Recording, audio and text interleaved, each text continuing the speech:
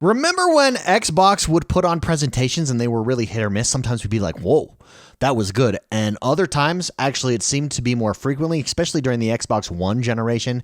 And even the beginning of the Series X and S generation, it'd be like, it was okay. What was that? There was like too much fluff and stuff. Well, those times are gone. Xbox has absolutely nailed their presentations this year. I think Xbox is on fire with their presentations. I think Xbox is dominating with their presentations. I think a lot of it comes down to just the amount of content that Xbox has available. Also, it comes down to, well, two other things. I think it also comes down to Xbox being more focused and having a distinct direction and strategy that really did seem to be lacking, particularly during the Xbox One era and Xbox One generation. I think that's why PlayStation dominates in the console war, as it were, 3-1 to the Xbox. But you can see Xbox has found their oats. They've found their, or is feeling their oats, has found their direction and is completely focused. And I think it's showing and paying off in these presentations that we're getting. Yesterday was the partner preview, and it was really, really good. It was no fluff. It was just games. Now, these are third-party titles that Xbox is showing off, but a lot of them are coming to Game Pass. Well, not a lot of them. Some of them are coming to Game Pass. Regardless, the presentation was fantastic. We've had like 5 in a row of these from Xbox where they've been absolutely amazing, whether they're partner previews, Xbox first party, Xbox independent develop, you know what I mean? What's the other one? The Xbox Showcase. They've been really good, and I think it does speak to the momentum that Xbox has. We're going to go over, I'm going to give you my thoughts on the partner preview. Again, it dropped yesterday. If you haven't had a chance to watch it, go watch it and then come back and we can discuss here. But before we jump into it, don't forget to hit that like button, subscribe to this channel. My name is X1 the Gamer. We drop videos like this all the time. We're actually a little bit later than usual today. I had some stuff come up this morning that I had to take care of, so apologies for being late, but here we are. So like, subscribe. Also, if you haven't yet, go subscribe to our podcast. It's a daily podcast. You can get this in audio form. I sound better in audio form. There's something about not looking at my face that makes me sound better. So appreciate it. Make sure to leave us a 5-star review over on, Apple Podcasts and Spotify. And also, if you want to support us here, become a member, join our membership program here on YouTube, get loyalty badges and the like. But let's jump into this partner preview. So it started out with Alan Wake, and Alan Wake is a big boy hitter for sure. Now, my prediction was that Alan Wake would be dropped on Game Pass. That would be the shadow drop. It didn't. I was wrong. That was wishful thinking, but how cool would that have been? I still stick to that would have been an awesome epic moment for Xbox and for this partner preview. Regardless, Alan Wake 2 looked really good. It's definitely more of a horror genre than previous Alan Wakes, but a lot of people like it, and it did look cool. The story is cool. Then Chronos, the New Dawn dropped. They showed that, another horror game. And then they showed Blindfire, and this is a PvP first-person shooter game. It's actually available now in early access, and it looks pretty cool. I will say, I think my brother made this point. He actually jumped in and tried it right away. I have not. I've watched some people play it. Basically, the tagline here is it removes light from the situation, and you can see on screen, this is actually what they're showing off here. And everything is dark. You've got to play in the dark. It's basically you play in the dark. My brother made the point, this feels like, after he played it, he likes it. He says it's good. But he made the point, this feels like it could be added on as a mode to any other first-person shooter game, whether that's Apex, for instance, Call of Duty, Halo. And he's probably right there. And I think unless they're doing something wildly different, granted, they only enabled you to play a very limited set of maps and a very, just one game mode here where it's basically last man standing, but the concept is pretty cool. And I like the idea of playing in the dark, muzzle flashes, but I think he's also right that this is probably going to be a game mode that is added on instead of a standalone game. After Blindfire, again, that's available now. You can go check it out on Xbox. You can download it today. It is early access, so make sure you do that. After that, they showed off what I think is one of the top 3 games that they showed off during this partner preview. So far, none of the games that we've talked about have been Game Pass, including this one. But this, I think, and you can see it on screen now, this, I think, is one of the top 3 games that they showed off. Like I said, it's Pirate Yakuza. It's Yakuza in Hawaii, and it is awesome. Let me actually see if we can skip through it here.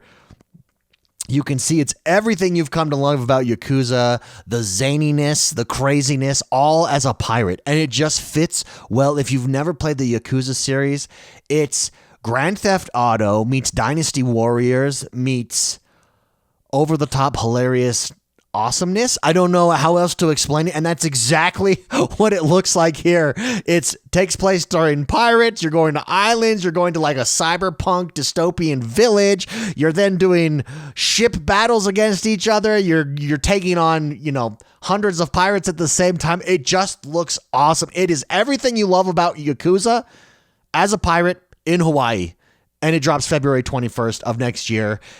This was one of the games of the show for me. One of the games, it just makes you feel good. It makes you want to play games. It makes you want to have fun. Pirate Yakuza in Hawaii. I love that they said in Hawaii too. Like we didn't really need to know where it was, but they say in Hawaii, and that just goes to kind of the tongue-in-cheek awesomeness that this game is, the hilarity, the comedy behind it. So that's Pirate Yakuza in Hawaii, which I think, again, top 3 for me. Another one that is top 3 for me is this game right here. It's called Mouse Pie for Hire. And it's basically you're like a detective mouse, and it's a first-person shooter detective mouse. It looks like Doom in a cartoon Cuphead style, first-person like 1950s cartoon. It looks cool, dude. It looks cool. I don't know what it is about these hand-drawn art styles in like this 1950s cartoon style that appeals and is appealing, but it's appealing. It's a timeless art style. It looks fun. It looks cool. And I would love to play this. That's Mouse Pie for Hire, or Mouse PI, I think. It's not Mouse Pie. It's Mouse PI, like Private Investigator. Like, what's the Magnum PI? But it's Mouse PI. Mouse Pie. What a loser here. And then we went to Subnautica II. This also dropped and is available now in early access. Again, none of the games we've talked about so far are Game Pass. Subnautica 2, I've never played the Subnautica series. I know a lot of people really like it. It's just not been my cup of tea. We did get Animal Well. It's like this platformer shadow game that they showed off. Also available today. So this one you can go purchase, not in early access, but available today if that's your cup of tea, platformer. And then we started to get into there's some JRPG games here. This one is called Eden Zero. You can see on screen. We're going to fast forward here because I want to get to our first Game Pass game is right here. This is our first Game Pass game. This is called Eternal Strands. Now, it looks pretty fun. I describe it as it looks like an RPG, Souls-like elemental magic game. The animations look pretty good. It looks pretty clean. There's giant boss fights. It's in a fantasy world, obviously, with this magic, but there's it's like earth, wind, fire, water, basically, is what it seems like to me. It'll be really interesting to jump in and see what this is like and what you do in it. But what they showed off does look pretty cool. It does look pretty fun. I mean, who doesn't want to have magical powers and thrust them at bad guys? So this was our first Game Pass title. Remember, the entire show, the entire preview was and is third-party games that are being developed that Xbox is showing off. This was the first one on Game Pass. Very excited for it to come. That's Eternal Strands, everybody. Then we had Mistfall Hunter. Mistfall Hunter also looks really cool. This one's not coming to Game Pass.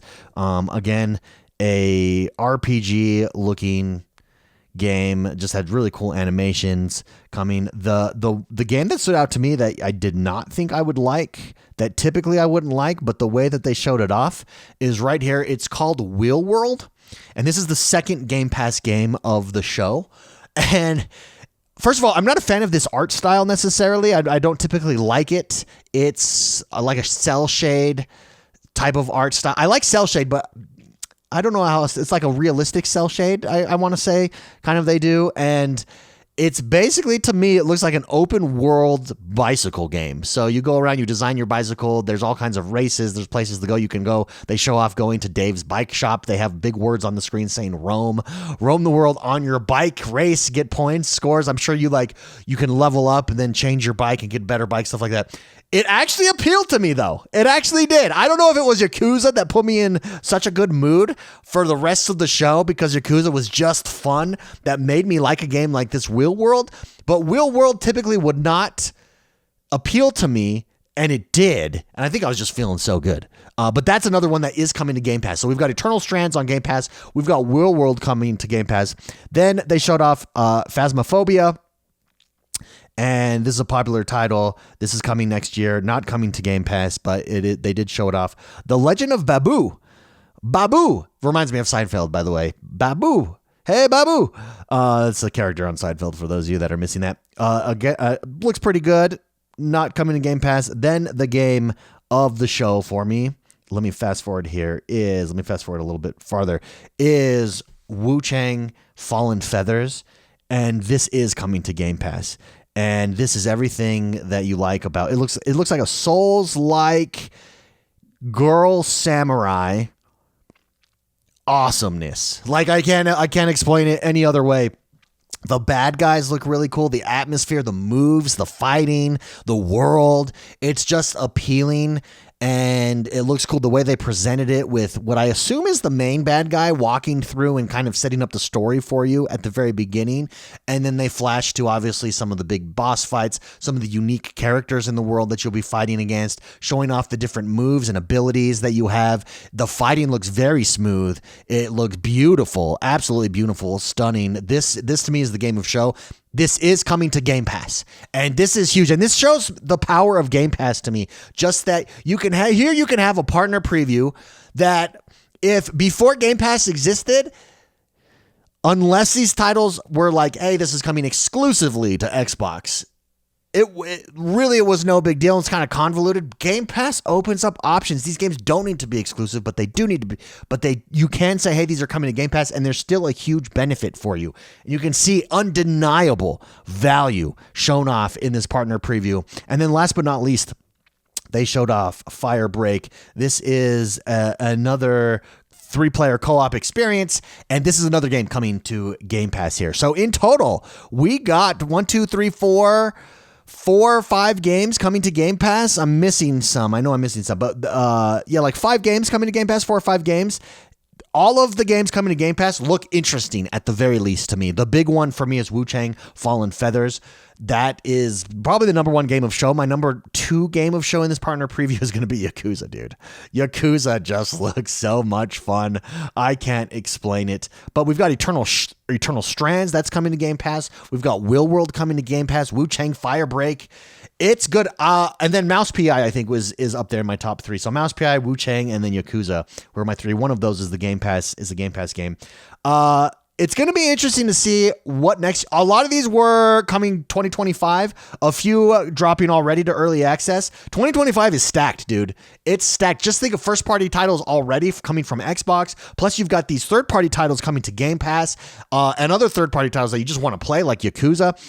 And it's stacked. Overall, like I said at the beginning, I think Xbox is absolutely crushing these presentations. Gone are the days where it's like, well, are we going to get a good presentation? Are we not going to get a good presentation? And I think it has to do with Xbox just being focused, Xbox having a clear strategy going forward. It's like I've been saying too, because online you'll see in social media, like the Xbox know what they're doing. It's so confusing what's happening. It's not confusing. It's not confusing if you're paying attention, and you can see one of the reasons these partner preview showcases, the Xbox showcases, the first party title showcases that Xbox is putting on are so good is because they're focused. They have a strategy. They know what they're doing. It is Game Pass. Game Pass is the strategy going forward. I enjoyed it. I loved it. Highly recommend, if you didn't get a chance to watch it, head over to YouTube. Just head to the Xbox channel and check out the partner preview for October 2024. I think they're crushing it. That does us for today's video. Thank you very much for listening. That does us for this week. Actually, this was the last one of the week. Again, hit that like button, subscribe to this channel. I love hanging out with you guys every day, talking games, talking Xbox. Have a great weekend. Have a great day. I'll see you next time. Bye-bye.